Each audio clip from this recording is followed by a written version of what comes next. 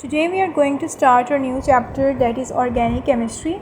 Organic chemistry is the study of preparation, properties, identification and modification of organic compounds. All organic compounds have carbon as an essential element. They usually contain hydrogen element and may have other elements like oxygen, nitrogen, halogens and sulfur. So organic compounds are basically consist of hydrocarbons that are made up of hydrogen and carbon, and other elements that are present in the organic compounds can be oxygen, nitrogen, halogen and sulfur. There are millions of organic compounds with different uses in our lives. For example, carbohydrates, proteins, food, medicine and clothes. Many industries produce organic compounds like polymers, insecticides, cosmetics and dyes. So we are going to study about the organic compounds, and there is interesting information here. In the early 19th century, Jacob Berzelius classified chemical compounds into two groups based on their origin, organic and inorganic. Organic compounds come from plant and animals, while inorganic have mineral origin. A striking difference is in their way of burning. Organic compounds burn on heating, while inorganic chemicals melt on heating. Isomerism. Organic compounds have a unique property of showing isomerism, which is one of the factors held responsible for their vast majority in nature. The phenomena which gives different structural formula to organic compound with same molecular formula is called the isomerism. The compounds showing such phenomena are called isomers. So what are isomers? They have the same molecular formula but different structures. Isomerism is broadly classified into two classes: constitutional isomers and stereoisomers. Constitutional are structural and stereo are configurational. The constitutional isomers arise due to different connectivity of atoms, while stereoisomers is due to different three-dimensional arrangement. We can interconvert constitutional isomers simply by rotation with reference to the other about single covalent bond without breaking, whereas stereoisomers can be interconverted by breaking and making bonds. Stereoisomerism. Most of the chemical reactions in our body involve molecules with specific stereochemistry. Metabolic reactions are catalyzed by enzymes which can interact with those stereoisomers that can fit in their active sites. The side effects of medical drug is caused by the wrong stereoisomer whose structure does not fit into the active site. So isomers are very important. Stereoisomerism is very important when we are making the drugs. And if the wrong stereoisomers gets connected with the active site of the enzyme in which it doesn't fit at all, then there will be the side effects of the medical drug that are shown. Stereoisomers are those molecules which have same chemical formula but different structural formula, and they have the different orientation of the atoms in space. The phenomena of existence of such molecules is called stereoisomerism. Isomers have two categories: conformational and configurational. Configurational are of two types further, which is optical isomers and geometrical isomers. Optical has further two types, that is enantiomers and distereoisomerism. Geometric isomerism. Some organic compounds like alkenes have the same connectivity of atoms in their molecules, same structural formula but different arrangement of atoms. Such molecules are called geometric isomers, and this phenomena is the geometric isomerism. In alkenes, each carbon atom of double bond show sp2 hybridization. The double bond consists of one sigma and one pi. The sigma bond is formed by head-on overlap between one or three sp2 hybridized orbitals, whereas pi bond is formed by the parallel overlap between unhybridized orbitals. Since pi bond between carbon atoms in alkenes restricted rotation is around the double bond at room temperature. So to rotate the carbon atom in double bond relative to each other, pi bond must be broken. Breaking pi bond requires 264 kJ per mole of energy. The restricted rotation of carbon atoms of double bond is responsible for geometric isomerism in alkenes. Geometric isomerism is basically due to the presence of double bond, which cannot be broken easily. Alkanes, on the other hand, cannot show this type of isomerism because of the single bond.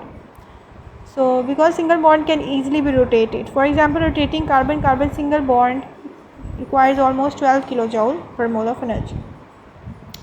So, yeah, we have the rotation in the case of alkane, and alkenes have no rotation. Okay. Remember that alkenes molecules with same atoms or group of atoms or same carbon atom of double bond cannot show geometric isomerism. It is because of their identical molecules even after breaking pi bond or rotating the molecule across carbon-carbon double bond as shown. But1ene, when it will get rotated, we get but1ene, which is identical molecule. Because here the two hydrogens are present at the same side, so yeah, if there is rotation, then we get the same molecule. And on the other hand, alkenes molecule with different substituents, if the different substituents are present on the same side of the carbon, then we know that we will get some geometric isomers. Like we have the example of A and B. Remember that molecule cannot be converted to molecule B by simply twisting the double bond with respect to the other due to restriction. To differentiate between such molecules based on different orientation of atoms or groups around double bond, IUPAC nomenclature recommends two types of designations for geometric isomers. First is the cis-trans isomers. Okay. Cis-trans isomerism is originally used for naming di-substituted alkenes. We have some molecules that have the same substituents on the same side. Such type of molecule are called the cis isomers. Cis is the Latin word, it means same side. Conversely, the molecule having same atoms or group of atoms on the opposite side of carbon-carbon double bond are the trans isomers. Like the first example is cis-but2ene and second is the trans-but2ene. But in the both cases, we can see that the different groups are attached with both carbons. In cis-but2ene, the two methyl groups lie on the same side of the carbon, while in the trans, the two methyl groups are on the opposite side. The pen-2ene molecule become relatively more difficult to designate cis and trans isomers in the sense that it has three different substituents, ethyl, methyl and hydrogen. Chemists decide cis and trans isomerism in such molecules based on carbon atoms. So in 2-pentene, the cis isomer has alkyl groups and hydrogen on the same side. So the example is also similar for the cis-pent2ene and trans-pent2ene. They are showing the cis-trans isomerism. The physical properties of cis-trans isomers like melting point, boiling point and solubility are different from one another. Cis isomers are polar because they have dipole moment, while cis-trans are non-polar because they have zero dipole moment. Okay. For the cis, the dipole moment is 1.90, and for the trans, because in the opposite direction, so the dipole moments will cancel each other's effect. So the overall resultant dipole will be 0. Their chemical properties are similar because they have the same functional groups but not identical. They differ widely in biological systems. Generally, cis are more reactive than trans. The closeness of bulky groups around carbon double bond causes steric hindrance, making the cis less stable compared to trans. Moreover, the electron cloud in cis is shifted to one side, making it more exposed to electrophilic attack compared to trans.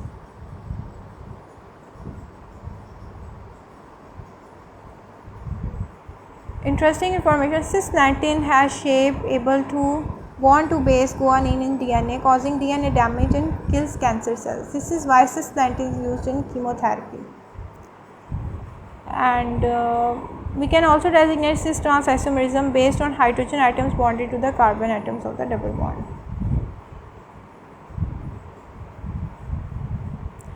So how isomerism is involved in the eyes? In 1950s, an American chemist, George Wald, discovered the chemistry of vision involves cis-trans isomerism. The retina of eye contains rhodopsin, which consists of protein, and a cis isomer called cis-retinol. When light enters our eye, the rhodopsin absorbs energy from photons of light, which is high enough to break the pi bond. The rotation around sigma bond takes place followed by reformation of pi bond, thus the trans isomerism transretinal is formed. The energy released during reformation is responsible for the remittance of nerve impulse. This absorption of light changes the shape of protein, creating flow of ions into retinal cells, initiating electric impulses which are carried by nerve cells to the brain. They are interpreted. So basically the trans isomerism are also involved in the in our eyes. So when we have the high light, high energy photons that are coming into our eyes, so that pi bond will break into sigma bond and it will reform again into the pi bond. So this is how this isomerism works. Optical isomerism. Optical isomerism, it is basically the easiest way to understand the concept of isomerism, optical isomerism, by looking at our hands. Our right hand is a reflection of left hand, but you know that they are the mirror images of each other, but we cannot impose them on each other. Our right and left hands are non-superimposable mirror images, meaning they cannot align perfectly above one another. So similarly, try to put your right hand glove on left hand, it is not fit. All objects that are non-superimposable are called chiral. Chiral means hand. Okay. All chiral objects show handedness, chirality, with examples included scissors, keyboards, cars. To understand chirality, hold your left hand outstretched before a mirror and your right hand next to it. The mirror image of your left hand will appear identical to your right hand. Many organic molecules exist in pairs and are non-superimposable. Such molecules have carbon atom bonded to 4 carbon groups are called chiral molecules. The carbon which is bonded to 4 different carbon atoms or groups are called chiral or asymmetric carbon. On the contrary, achiral molecule is when the central carbon is attached with the identical groups. Making these images superimposable and identical. For example, bromochlorofluoromethane has a non-superimposable mirror image. So that is a chiral molecule. Carbon is chiral. We can see here that we have 4 different groups attached with this carbon. So it's a chiral carbon. And when we take achiral carbon, so we have this similar image of that, identical image of that, which is superimposable. The pair of stereoisomers that are non-superimposable mirror images, just like one right hand in mirror, is called enantiomers, and this phenomenon is called enantiomerism. The word enantiomer comes from the Greek word enantion, means opposite. So these are basically these two are the original molecule and that of mirror image. It's a enantiomer. They are both the 3-methyl hexanes enantiomers. They are non-superimposable mirror images. So now we will see that how the plane polarized light works. We have studied in the previous class that ordinary light has waves oscillating in all planes. When ordinary light is passed through a polarized filter, such as calcite or Polaroid filter, only that part of light will be allowed to pass which can vibrate in parallel plane. The light vibrating in one plane is plane polarized light. The isomers that can rotate the plane of polarized light either in clockwise and anti-clockwise are the optical isomers, and this phenomenon is the optical isomerism. Optical isomers can exist in pairs called enantiomers or diastereomers. A solution of one enantiomer rotates the plane of polarized light in one direction, whereas a solution of the other enantiomer rotates the plane polarized light in another direction. Okay, now we have to see that what is racemic mixture. If the mixture contains 50-50 mixture of the two types of isomers, it's a racemic mixture. It has 50% dextrorotatory, dexter means right, and levorotatory mixture, 50% levorotatory, which is levis means left. So dextrorotatory means that it rotates the plane polarized light in the clockwise direction. The levorotatory means it rotates the plane polarized light in the anti-clockwise direction. The symbols L is for levo and T for dextro are now obsolete, and IUPAC recommends name that plus for the dextro and minus for the levo. For example, we have these two images. So these are the optical isomers. Similarly, nicotine molecules naturally synthesized with tobacco plant are chiral, showing optical isomers. Note the red star shows the chiral carbon. So we usually use the red star sign for to show the chirality of the carbon. It is evident the racemic mixture lacks the ability to rotate the plane polarized light in either direction, making it optically active. The two isomers within such a mixture rotate plane polarized light equally but in opposite direction. They cancel out their collective impact on the rotation of plane of polarized light in either direction. So here we have the example of ibuprofen. Ibuprofen is it's a common painkiller, and its one enantiomer is active and another one is inactive. And the difference between these two is that one is dextrorotatory, other one is also dextrorotatory, but the only difference is that in one the CH3 is outside the plane and the other one the CH3 is inside the plane. So this is the basic difference. Properties of optical isomers. The physical and chemical properties of optical isomers are similar. For example, the optical isomers of same compound possesses the same density and melting points. Optical isomers of a compound can be differentiated based on their ability to rotate the plane of polarized light. However, they show different physiological effects in human body, highlighting the fact that biological sensors and biochemical reactions are dependent on the shapes of molecules. For instance, one enantiomer of amino acid has a bitter taste, whereas the other has a sweet taste. So these are the properties of that compound. Similarly, limonene molecule has chirality, and the body can distinguish between the taste and odor of its two enantiomers. Lemons and oranges contain the same isomer. In contrast, negative or the minus limonene is found in pine needles, peppermint and spearmint, and is different in smell and taste. So it means that they have the same molecular structure and they have the molecular formula, but they have the different structure, they have the different orientation. Like some of them are dextrorotatory, some of them are levorotatory, and they have this different properties, different physical properties as well, like the smell, like the taste. So this is how this optical isomerism is important in chemistry. Optical isomerism in medicine. Therapeutic drugs may also show optical isomers that are as they have the chiral molecules. One of the two enantiomers have desired pharmacokinetic and pharmacodynamic properties. Pharmacokinetics studies absorption, distribution, metabolism and excretion, while pharmacodynamics is a study of actions administered drug on the system of the body and the way drug binds to the target site.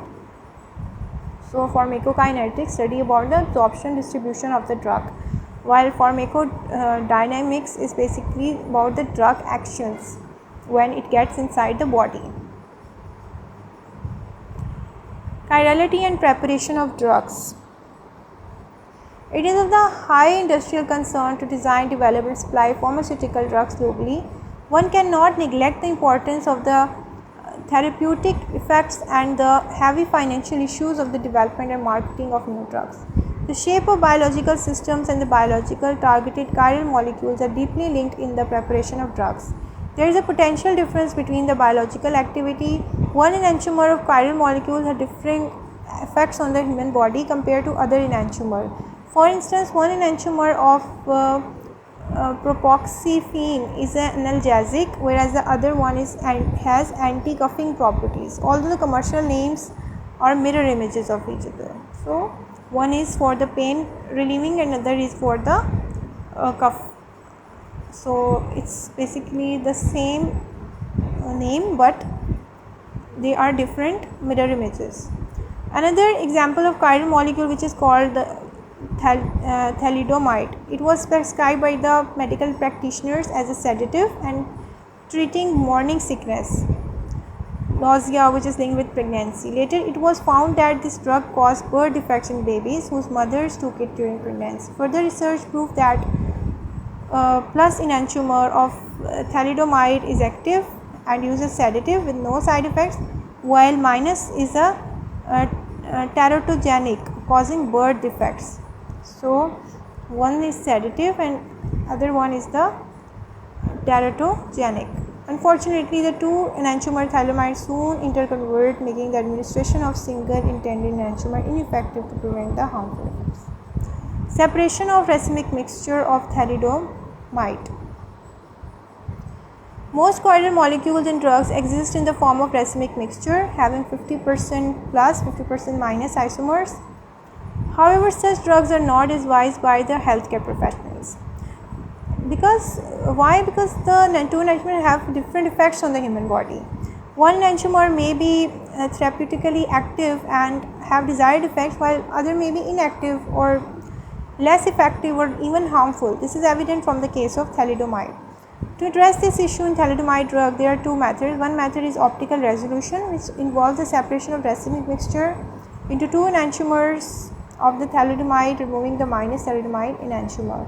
This can be done by high performance liquid chromatography or crystallization or use of some enzyme. So the method is used is HPLC, high performance liquid chromatography, crystallization or use of enzyme. The other method is called the chiral synthesis or asymmetric synthesis, which ensures the formation of single desired enantiomers like plus thalidomide, suppressing the formation of another. Asymmetric synthesis utilizes chiral catalyst to create an environment in the chemical reaction that favors the production of desired enantiomer, suppressing the other enantiomer. So here we have a catalyst that is 1,1,2-nephthol. Okay, has palladium or rhodium used for asymmetric synthesis of thalidomide enantiomer, making thalidomide drugs safer and reliable, thereby minimizing the risk of harmful effects. So in this method we use the different catalyst like pin catalyst, which is 1,1,2-nephthol, and here in this there is an asymmetric synthesis of thalidomide enantiomer. In asymmetric synthesis reaction, thalidomide, the double bond in thalidomide is selective. It is selectively hydrogenated in the presence of chiral catalyst. The chiral catalyst forces the addition of hydrogen to the double bond in the thalidomide molecule, favoring the formation of one enantiomer over the other. In this way, a single pure isomer of thalidomide is produced, which can be used for intended therapeutic effects on the body. So basically, here what is going on that in the double bond, there is an addition of hydrogen. So the only one type of enantiomer is made, which is of the dextrorotatory enantiomer. Interesting information: nowadays different drugs authorities across the globe like US Food and Drug Authority recommends the assessment of enantiomer activity for racemic drugs in the body to ensure the development of a single desired enantiomer. So they are working on it as well to lessen the effects of or to remove the effects of harmful enantiomers in the body. So that's all for this chapter. Thanks for listening.